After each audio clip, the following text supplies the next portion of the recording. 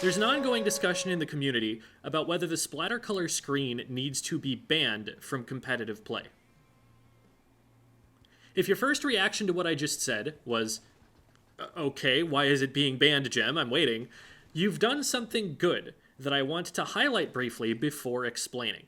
What you've done is, confronted with new information that doesn't make sense to you yet, you've sought out more information before conclusively deciding what your stance is on the subject. If your first thought was, screen doesn't need to be banned, it's not that strong, then you've jumped to conclusions, made an error. You've acted on incomplete information when more complete information was available. This is a video about the splatter color screen and the consideration of whether it should be banned, but that error, jumping to conclusions, is what this video is really about when it comes down to it. See, the splatter color screen ban is being considered for accessibility reasons. That's still not sufficient information to make a judgment on the subject, but as soon as Chara shared that information and specifically collected accounts from people about how the screen negatively affects their bodies, a lot of people jumped into the conversation weighing in that they didn't think it should be banned. Deciding whether to ban it wasn't the point of his post, nor any similar posts or retweets that have been made since. We weren't even trying to have that conversation. The point was that Chara, being the intelligent person he is, quickly realized he didn't have all the information that would be needed to make an informed decision on the suggestion to ban the screen, and so he decided to seek out more information. He realized that, given his platform, he was in a position to ask for that information from a wide range of sources in a way that would make people feel safer sharing and more likely to be heard than they would just posting their thoughts separately on their main accounts. Some people, jumping to conclusions, assumed, presumably without reading the posts Chara collected, that the flashing lights were the issue and decided, well, people with that issue just shouldn't play video games. They have flashbangs in other games, don't they? The condition that they're most likely thinking about is called epilepsy, which I'm saying because I don't think all of those people actually know what it's called. Let's test something real quick. Think to yourself, what do I know about epilepsy? What have I heard about it? Often, if they recognize it at all, people think of epilepsy as a disorder where bright flashing lights cause people to have seizures. Just to show how little information people are often working with here, the vast majority of people with epilepsy do not have seizures triggered by flashing or contrasting visual patterns, or what's known as photosensitive epilepsy. That's the widespread idea of what epilepsy is because of the ubiquity of photosensitivity warnings people see at the beginning of video games or TV shows. But from the various sources I've looked through, I'm seeing percentages like 3 to 5%, 2%, up to 5% of people with epilepsy who are photosensitive in this way. Does this have any bearing on the discussion of specifically the splatter color screen argument? Maybe not. But if you had a misconception on that scale about epilepsy, the thing that you thought incorrectly that the conversation was about, what it should make you do is step back and say, I may not actually be as informed as I thought I was on this subject. It's possible that I'll need to learn more about this conversation before I try to push people in the direction of my chosen conclusion. It's not about epilepsy, at least from what I've been able to read so far. I scrolled down through the whole thread, making sure all the main replies were loaded, and Control F searched for epilepsy and seizure, and no one was talking about them. There are a lot of comments, and maybe I'm missing something, but what I'm seeing is that people might get headaches, might become nauseous, pre-existing eye problems that weren't an issue since Splatoon's bright colors usually make it apparent what to focus on become a problem since now everything is grayscale, that rather than being able to promptly adjust and keep playing the game like a lot of people can, the grayscale leaves them completely blind until it fully wears off, barely able to even identify their own character on screen, that the flash at the beginning of it hurts people's eyes, that the sound design causes similar symptoms, that it all just contributes to a general sensory overload that's more debilitating than it was ever meant to be by design for some people. People with certain kinds of color blindness are put in a bind by it, because the different ink colors are affected differently by the screen, And what may have been a good color combination for them to be able to see normally suddenly becomes one of the worst options available, specifically when the screen hits. Bear in mind, these are people who currently play Splatoon. A lot of them are people who haven't had problems with other aspects of the game in this way or to this degree. Some of them did have problems before, but the screen does a lot more to aggravate them than other aspects of the game design. They got multiple different things wrong with the design of this special, and it's disappointing that it made it fully through development without ever being challenged on the basis of accessibility, considering the volume of responses, the number of different ways that the special interacts negatively with various disabilities that Chara is getting on this Twitter thread. Just like Chara, I simply ask that you stop trying to weigh in on the conversation and first simply read. Just listen. Just hear out what these people have to say without giving into the impulse to add to it, to make a judgment on it, to try and influence them. Please do not make the very common mistake of asking an individual person to justify their claims to you specifically. I've done this before in my life, which is a part of why I'm here telling you not to do it. You may notice that a number of the people in the comments already have previously typed out descriptions of their conditions that they're just linking us to. I learned about a condition called visual snow from the thread, for example. A lot of people will have these pre-made, ready-to-go explanations that they just copy and paste because it gets tiring to have to explain yourself so often. I like to make the comparison to a common experience that you show up to school one day having been injured and having to explain to every single person you meet what happened. At first, you appreciate their concern, and you're more than happy to fill them in. But as the day goes on and you've had this same conversation 10 times, 25 times, 50 times, the words are so well practiced at this point and you just rattle them off numbly, and you start to actually get tired of explaining it. You'd rather have a conversation about something besides the injury for a change. You'd rather get back to the many, many things you have in common with everyone. But what can aggravate that fatigue, the emotional toll of explaining yourself, is having to justify that, yes, this is a real thing, and I do actually need some accommodations for it to be able to do my best work, to able-bodied people who don't understand, who jump to the conclusion that they're being asked to provide unreasonable special treatment. Imagine that the 51st time you talk about your injury, when you're already sick of the conversation, they challenge you on it and say they don't believe you. That's not a broken arm. I fell from a tree before myself, and I didn't get hurt like that. Just suck it up. Now you want to be a part of that conversation even less than you did before, and it's even more tiring, but you have to keep fighting, because your need isn't going away.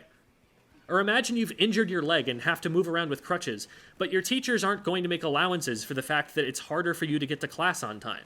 Even though you already struggled to get to class on time before the injury, and now you're on crutches and you have to be more careful while you're moving to avoid getting bumped in the hallway, you're just racking up tardies because they refuse to be accommodating. This pattern of behavior is what ableism looks like. Now, some of you are checking out because I've just used that word, maybe seeing it as a political signifier, or having the reaction of, I'm not an ableist, how dare you call me that? And I'd just ask you to please hear me out here for a moment. There's a really common misunderstanding about the isms, ableism, sexism, racism, that leads people not to question their behavior thoroughly enough. A lot of people develop a sense of right and wrong by thinking about themselves and others as being either good people or bad people. A good person is nice to other people and defends those who are in trouble and isn't, say, sexist. A bad person is mean to other people and takes advantage of people who are in trouble and is sexist. But the isms are more than just character flaws. They're big, complicated, difficult patterns of ideas woven into practices and policies that make those ideas seem more natural than they are and propagate more ideas according to those patterns. People who are trying to do the right thing might still hold beliefs and prejudices that, on further examination, are pretty harmful. If you think of yourself as a good person, and you give yourself credit for doing your best, hearing someone tell you you're still being racist might just make you think of your idea of a racist person and go, well, that's obviously not me. I'm nice. I'm a good person, and reject the idea that you might have something more subtle to reflect about still. Or that you might be unwittingly playing into a system that disenfranchises some people based on race and not even realize that it does so. It's entirely possible to be nice to other people, defend those who are in trouble, give to good causes, and yet, having never had a deep confrontation with a woman about her experiences, and been forced to confront your biases as a result of that, having never read up on the subject, to be pretty ignorant about what women go through and historically have gone through, and to say something insensitive as a result.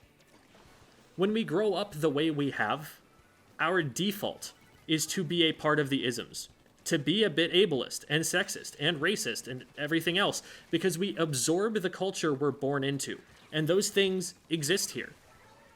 It's like that whether we're trying to be good people or not.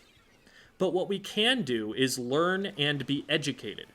Having kids with autism in my grade school classes and being taught that I could comfortably interact with them as long as I just learned to understand what they were going through and how I could respond, made it so that more than just not using slurs or going out of my way to keep a very non-ableist appearance for the sake of being perceived as a good person, there are times every now and then where I just empathize with someone who has autism. Every so often, I just get it. I've seen the experience they're having before, or I'm able to put myself in their shoes and figure out a good approximation of how they might be feeling. I understand that to have the most positive interaction with this person, I should approach it in a certain way, and I get on in life better for it, and the people I'm interacting with provide more value to my life for it. I hurt people less when I try to approach situations where I don't have a great understanding of someone's disability informed, researching ahead of time when I'm not too familiar with it, and paying close attention to what works and what doesn't with this individual person, since just because you know a diagnosis doesn't mean you know how it affects that person in particular. If they're willing to educate me, I pay special attention to what they tell me, because they're the person who's living it. So I'll put a lot of weight on their perspective. Am I still ableist? There are absolutely some patterns of thought I have that are. And there are times where I have to catch myself in something I say or think and remind myself to have empathy. But I'm also trying to do the best I can to identify those patterns and root them out. Not because I want to be seen as a good person, not because I want to graduate one day and earn the title of not ableist, but because I understand that by doing so, I will live a happier, more functional life in a world where people with disabilities exist. There will be less tension, more empathy, more understanding if I just recognize there's something I don't know, shut my mouth, stop typing when I'm uninformed, and listen, read, receive information, process, reflect, and come back to it later. We're competitive Splatoon players. A lot of us are nerds. We've been the type that has to assume executive control of the group project because we know better. We've developed confidence in our opinions and ways of dominating a conversation so that our correct idea wins out against someone else's incorrect one. I'm as guilty or more so than anyone else of this. I once had a deal with a good friend of mine where if I was starting to take up too much of the airtime during a class discussion, she would literally kick me under the table to remind me to shut up and let one of my classmates talk instead. I ended up as an English teacher and then a YouTuber, so it seems like things haven't changed much. But one of the most important duties of an intelligent person is to recognize when you are entering territory you are not an expert in. Just because you're a Nobel Prize-winning physicist doesn't mean you're going to understand the field of medicine the way even a run-of-the-mill doctor will. I studied psychology in school, and then, as part of my education degree, took a few classes on disabilities and how to manage them in the classroom. I've sat in on and participated in a bunch of IEP meetings. I'm a bit more informed than average about disabilities, but I didn't just approach the screen conversation acting like I knew everything that was going on.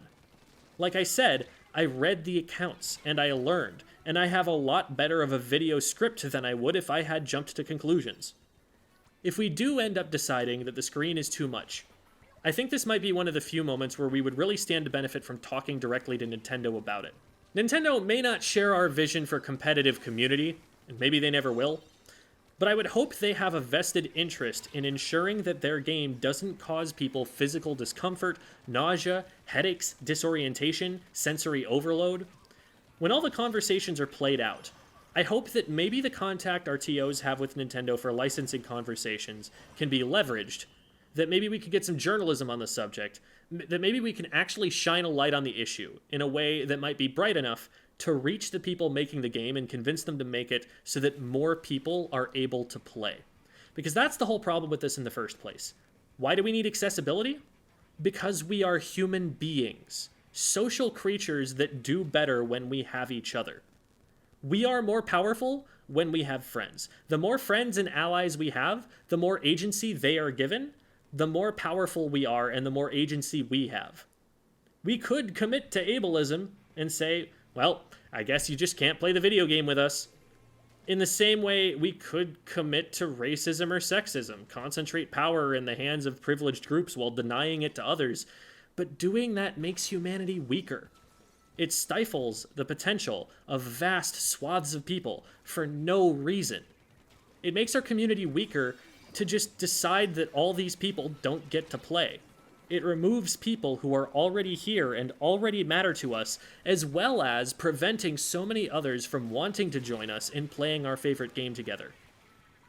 I define something's value to the community by how many people it brings in minus how many it drives away.